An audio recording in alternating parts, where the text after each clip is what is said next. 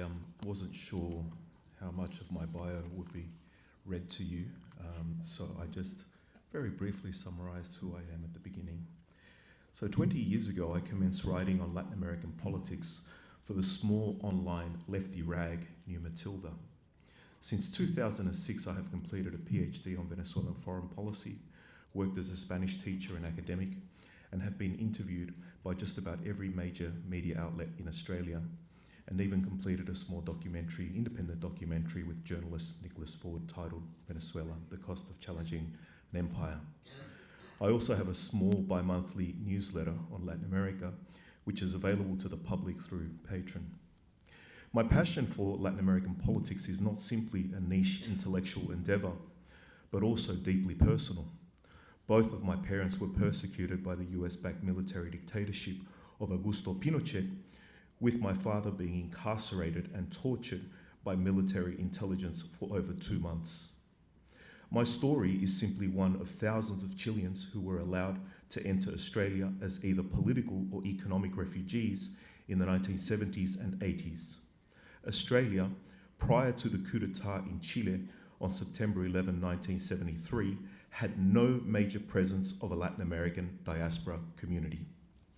In mid-2021, thanks to the efforts of UNSW Professor Clinton Fernandez and his legal team, the Australian government for the first time declassified documents confirming that Canberra had sent Australian Secret Intelligence Service operatives at the request of the Central Intelligence Agency to Chile in early 1971 to support its efforts to overthrow the democratically elected administration of Socialist President Dr. Salvador Allende. In 2019, thanks to the dedication of several members of the Chilean Australian community and their allies, the Pinochet intelligence operative and accused torturer and murderer Adriana Rivas, on the run from Chilean authorities and working as a nanny in Bondi, Sydney, was finally arrested in order to be extradited.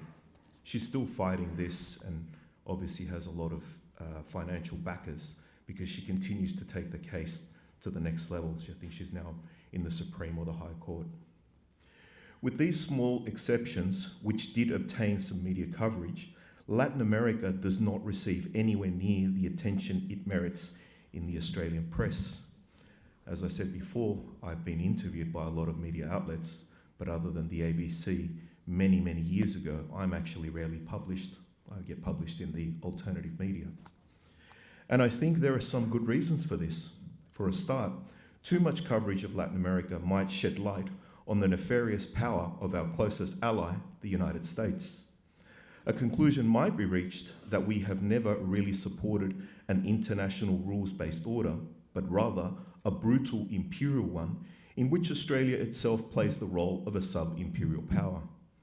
Another reason coverage for Latin America is marginalized might be that this part of the world constantly provides examples of people organizing themselves against insurmountable odds and fighting to defend their dignity.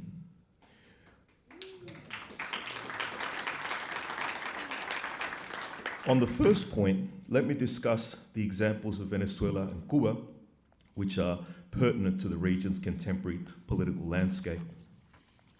On January 3rd this year, the Trump administration attacked the sovereign state of Venezuela with 150 military aircraft, killed over 100 people, injured dozens more, and under bogus drug charges, kidnapped its head of state and first lady, Nicolás Maduro and Celia Flores. Since 1999, this South American country was witnessing one of the most interesting political developments in the region, known as the Bolivarian Revolution. Originally led by President Hugo Chavez from 1999 to 2013, Venezuela played a key role in creating regional bodies like the Bolivarian Alliance for the Americas, ALBA, the Union of South American Nations, UNASUR, and the Community of Latin American and Caribbean States, CELAC. These organizations, which unfortunately were never consolidated, for several years sought to economically integrate Latin America, reduce poverty, and establish greater political autonomy from Washington's coercive hand. During his own tenure, the Maduro administration made some poor economic decisions and became less tolerant of legitimate criticism. However, it also built 5 million apartments for working class Venezuelans. Last December, according to the United Nations Economic Commission for Latin America and the Caribbean, Venezuela's economy grew by 6.5% in 2025, the highest in the region. Due to its trade and economic agreements with China, Russia, Turkey, and Iran, Venezuela also began to establish food sovereignty. I witnessed this myself in 2004 because I went around several markets and had a look at products, and they said hecho in Venezuela. Big contrast to the first time I was there in 2005.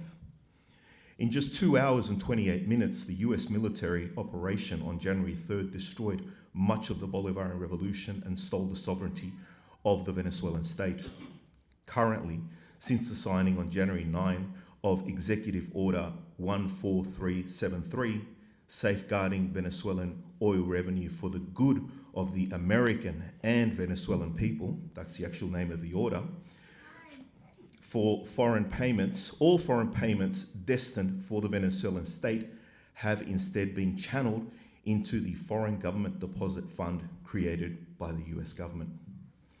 Speaking from Mar-a-Lago in Florida, in the wake of Operation Absolute Resolve, Trump told the press, quote, "The Monroe Doctrine is a big deal, but we've superseded it by a lot. They now call it the Don Roe Doctrine." Even before the US military assault, Venezuela was subject to a harsh economic blockade, which froze billions of dollars in state assets after President Obama in 2015 declared the South American country posed a national security threat to the United States. This was absolutely laughable at the time. For the small Caribbean island of Cuba, the impact of the US blockade has been even worse. Established in 1962, it is one of the longest-running comprehensive economic sanctions regime ever imposed by a major power against a smaller state. According to Cuban authorities, the blockade has caused cumulative economic damages of more than $168 billion at current prices, or more than 1.6 trillion when adjusted for the depreciation of the US dollar against the value of gold. Since 1999, I have traveled many times to Cuba. Getting to know Cuban society over these years, I have concluded that, despite the revolution's imperfections, and it has many, Cuba, for many decades, was one of the most equitable and safest societies in Latin America, producing world-class medical experts, educators, and athletes, among many other professionals. The winner of 5 consecutive gold medals at the Olympic Games, making him one of the greatest athletes in modern human history, is the Afro-Cuban man the size of a gargantuan refrigerator called Mijaín López. The literacy program Yo Si Puedo, Yes I Can, which is used in remote indigenous communities in Australia, was not developed in a Nordic country, but by Cuban educators. Cuban scientists, through the island's biotech sector, have produced several important internationally recognized vaccines. I'll add that I started watching last night Abby's documentary on Cuba, and I was quite impressed. I've seen a lot of documentaries on Cuba, so I would point you to that documentary, Cuba After Castro. Today, Cuban society is in grave peril. The safety of average Cubans once enjoyed is disintegrating, while piles of rubbish accumulate throughout the country's cities. In Havana, only 44 of the city's 106 rubbish trucks are still operating, while millions of Cubans go up to 18 hours a day without electricity because of the fuel blockade imposed by Trump. Were more Australians aware of the United States' atrocious imperial record in Latin America and educated to view the region's people as real flesh and blood human beings rather than extras in a Netflix film about the drug trade, they might take the path of Don Sutherland. He is an Australian citizen and a representative of the Cuban Children's Hospital Fund.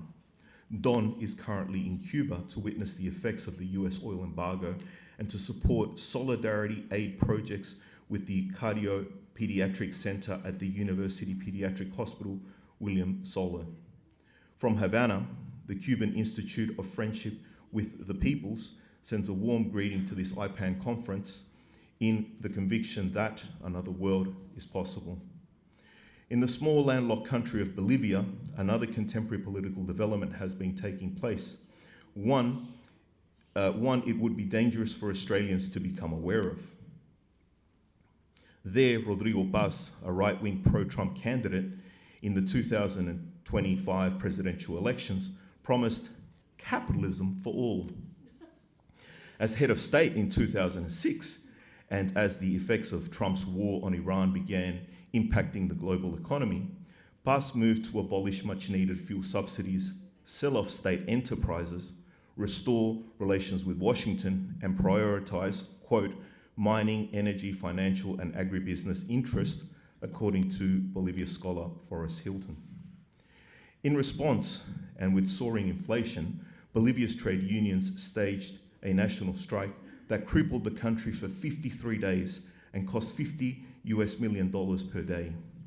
In the end, the Central Obrera Boliviana, the country's main labor confederation, obtained several concessions, including, and pay attention, 1, compensation for motorists and businesses whose vehicles were damaged by adulterated fuel that the government acknowledged had entered circulation, the introduction of price controls on essential goods, consultation on major legislation, an assurance not to privatize strategic state enterprises, and 5, a review of the cases of over 3,000 incarcerated demonstrators. Although not all of Bolivia's trade unions signed on to the government's partial settlement, and Paz soon declared a 90-day state of exception, I have little doubt that Bolivia's trade unions and civil society will once again take to the streets should Paz renege on his agreement. Only a few years ago, Bolivia's Movimiento al Socialismo, MAS, governed the country for close to 20 years, making important strides to establish greater social equality. Under the government's first ever indigenous president, Evo Morales, Bolivia expelled the US's Drug Enforcement Agency, the DEA, and in 2006 nationalized its natural gas. If these achievements can be obtained by citizens of one of South America's poorest countries, surely we in Australia can do better in standing up to our corporate masters and the US empire. Thank you.